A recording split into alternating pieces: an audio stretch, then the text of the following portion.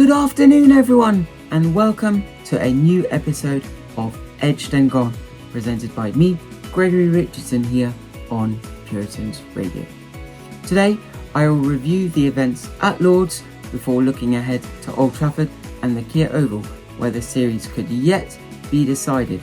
But for now, both sets of players will definitely be grateful for an 8-day breather before heading up north once again, this time to a rainy-looking Manchester. What a game! Even more so, what an advert for 5-day tests. If ever there were any doubts regarding the entertainment value and interest of 5-day tests, this match at Lord's should have dispelled any such thoughts or opinions with the passion, grit and determination shown by both sets of players throughout, especially from the third evening onwards. Also, it was tense, and the game required half an hour after an already delayed tea interval for there to be a result on the final day. The crowds definitely got their money's worth for their reduced £25 final day tickets. Having said that, on other days across the test match, fans certainly did not get their money's worth. In fact, I agreed entirely with Stuart Broad, who said in a debate on Sky Sports that had he been a fan paying to attend day one for the amount that it costs, he would have been very annoyed, frustrated even, not to be able to be there to clap Joe Root when he reached his 37th Test century and 8th in all at Lord's. The reason he said that is because the Yorkshiremen reached stumps on day one on 99 not out, but India were 8 overs short of the so-called required allocation of overs for the day, aka 90. To make matters worse, only 75 overs were bowled on day 2, and there were many other moments which caused delays, such as farcical and unnecessary ball changes, which ultimately cost India, as well as Shubman Gill and Zach Crawley taking advantage of certain regulations and the umpire's lack of control on the game, which became evident as the game went on. That being said, there were stats aplenty once again, and when India were bowled out for 387 at the end of day 3, leaving England just 1 over to bat before stumps, I'm sure I was not the only one who felt that there was a very high possibility of a draw as the game was progressing at a very slow pace. But, rather amazingly, days 4 and 5 were incredible, and this test between England and India will certainly go down as an all-time classic after Edgbaston 2005 and Trent Bridge 2013. In fact, Monday's result went down as England's 10th smallest victory when bowling last to win a test match. As everything was unravelling, I was thinking that it would be the closest England win that I would have witnessed in terms of runs since the narrow 14-run victory against Australia 12 years ago when Jimmy Anderson snared Brad Haddin with the thinnest of edges to Matt Pryor when the game was right on the line. The Sky Sports graphic on Instagram confirmed that very piece of information for me. With the bat in hand, the closest England win I've witnessed is that 1-wicket win at Headingley with the iconic image of Ben Stokes and his arms aloft after hitting the winning runs against Australia in 2019.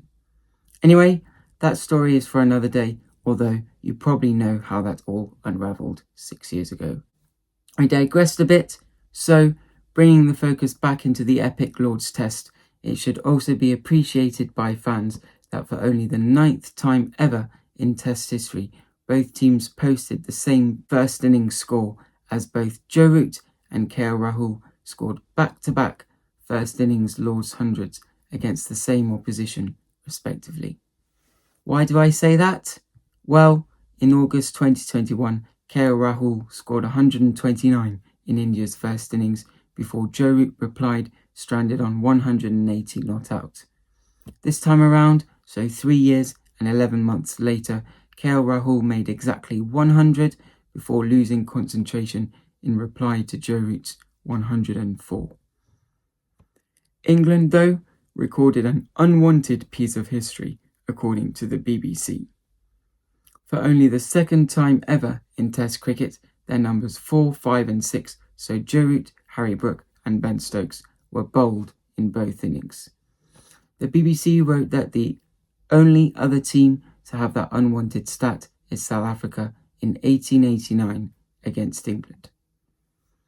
When I dug a bit deeper into this interesting stat, I discovered that at the time, South Africa's 4, 5 and 6 were Philip Hutchinson, Owen Dunnell and William Milton, according to the ESPN Cricinfo batting card from the match played between 25th and 26th March 1889.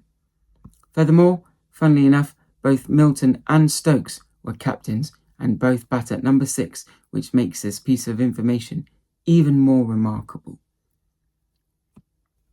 One cannot be too critical of Stokes, however, because he scored 77 runs when batting was tough, especially in the second innings, but also he batted through a lot of pain en route to his 44 in an important 88-run partnership with Joe Root first time around. It was disappointing that Root was dismissed for 104, his joint second lowest century score after his 103 at Lord's against Sri Lanka last year, as he was in sublime touch, but that was at a time when Jasprit Bumrah got the ball moving both in the air and off the pitch to cause chaos as he completed a fifer on the second day before Gill forced another ball change that enabled Bryden Carse to post a crucial half-century. Before I move on then, just in case you are wondering when Joe Root scored 104 for the first time, it was at Headingley against New Zealand in May 2013, which was his maiden Test century. Putting the lens back on this Lord's thriller then, there are so many moments or points in the game that you look at and analyse in detail and think that, had events unfolded differently, the Test could have had a very, very different outcome. Firstly then, England's batsmen could have been a little bit more watchful on the second day, and that way they could have scored more than 387. Then, Rishabh Pant carelessly ran on the stroke of lunch on the third day, although that was an incredible throw from Ben Stokes, especially as 4 other run-out opportunities went begging after the lunch break that day. Also, India lost their last 4 wickets for just 11 runs to leave them tied with England's first innings score. There was also Zach Crawley's antics and that chaotic last over of the day that should not really have been the last over, and then his poor shot to get out cheaply again when runs were worth almost double second time around. In fact, you could actually go as far to say that Crawley's gamesmanship that evening to prevent another over was his best piece of batting during the Test. Such was his poor performance. At this point, I think back to the pressure that Alistair Cook was under against India in the 5 Test series in 2014, as he had gone over a year without scoring a Test century at that point. Granted, he was England's captain, however, he was not scoring a lot of runs and his place was in jeopardy. So was Sam Robson's. Sam Robson scored 59 at Trent Bridge after his brilliant century at Headingley against Sri Lanka that year, but he did not make any other real meaningful contribution thereafter, and after the 7 home tests he played that summer, he was dropped. Ollie Pope has had a few low scores, and he is under the spotlight as well. Crawley, however, seems to have a free pass to just keep getting out the same way and it not being a problem. Sorry, but unless Hasib Hamid is given another chance, I can see Zach Crawley being a walking wicket in Australia this winter. His days are certainly numbered, and the frustration regarding his poor shot selection is certainly increasing, at least based on what I've read at times on the BBC's Get Involved live reporting page. An average of less than 31 in 57 Test matches is simply not good enough, and if you remove his century against Zimbabwe at Trent Bridge to kick off his summer, his average in tests in England this year is 21.33. With that 100 included in his numbers, his average is 36. It may be a good thing for Zach Crawley that the next test is at Old Trafford after what happened there 2 years ago, but time must now surely be running out for him and also for England, because they would not be doing Hasib Hamid any favours to just throw him into the deep end in Perth on 21st November later this year. Anyway, at Lord's, from India's point of view, their top order collapse on the fourth evening did them no favours either. But all in all, the biggest problem for India became the number of extras, as a total of 44 across both innings were recorded on the scorecard, 32 of those being recorded in the second innings alone. In general terms, India would have been chasing 150 or so had they been more disciplined, although, again, it does not quite work out exactly like that. Granted, Smith let through some byes as well, but when the plan is to try and bounce out Bumrah and Siraj on the final day to win the test match, that is a little more forgivable, especially as the plan eventually worked. Dhruv Jurel did take a brilliant catch to dismiss Ollie Pope, who looked in fine form when on 44, but other areas of his wicket-keeping must improve going forwards. Despite Sky Sports News reporting that the Indian dressing room have said that they expect Pant will keep wicket next week, it will be interesting to see whether the wicket-keeper batsman will actually be fit enough to stand behind the stumps after just 1 week's rest, or whether Jurel will be needed to be shooed in for Old Trafford. The replacement wicket-keeper batsman has played 4 tests for India in his career thus far, 3 of those against England with a high score of 90, so he can definitely hold a bat in his hand, but Rishabh Pant is more or less irreplaceable. Having said that though, India will need to field an 11 that is fully fit and can take a full part in all facets of the game, especially as Old Trafford promises to be another test that swings one way, then the other. There is so much more to ponder going forwards because Yashasvi Jaiswal and Shubman Gill, the 2 informed players across the first 2 test matches, did not score any runs at Lord's. As for Pant, he scored 74, but not many in the second innings, and suddenly the only informed Indian batsman travelling up to Manchester is KL Rahul after his 139 at the home of cricket. You could also argue, though, that Jadeja is in the form of his life with 4 consecutive 50s in this series, and he was left stranded on 61 on Monday as he simply ran out of partners when Siraj was victim to an unlucky bounce of the ball at the very end of the game. However, having mentioned that Shubman Gill is no longer in form, he has done just enough with 2 tests to spare to become India's most prolific run scorer in a test series against England on English soil, with 607 and counting to his name, although it is fair to say that Virat Kohli scored 593 runs of the highest quality on much spicier pitches and in much tougher conditions during the 2018 tour, when Jimmy Anderson and Stuart Broad were hooping the ball around for fun. No one within this England bowling lineup is close to the standards that Broad and Anderson set. Granted, Woakes has his own box of tricks, but he is not a swing bowler by nature, and in the first 2 tests, he was not facing up to Jofra Archer, so him staying fit for the remainder of the series will surely hold the key to England's success going forwards. Also, Rahul Dravid, who scored 461 across 4 tests in 2011, had a certain Graham Swan in his prime to contend with, as well as both Jimmy and Brody. Anyway, India required 193 runs to win after England's poor batting display, although the fact that India fell short puts into perspective how hard batting was on the last 2 days of the match. On the fourth evening, Brydon Cast found something in his locker and dismissed both Nair and Gill, which was absolutely vital. Ben Stokes, the captain, was also in great rhythm, and the scoreboard suddenly had a very different feel when it read 58 for 4 after the Durham man castled night watchman Akashdeep for just one off the last ball of the day.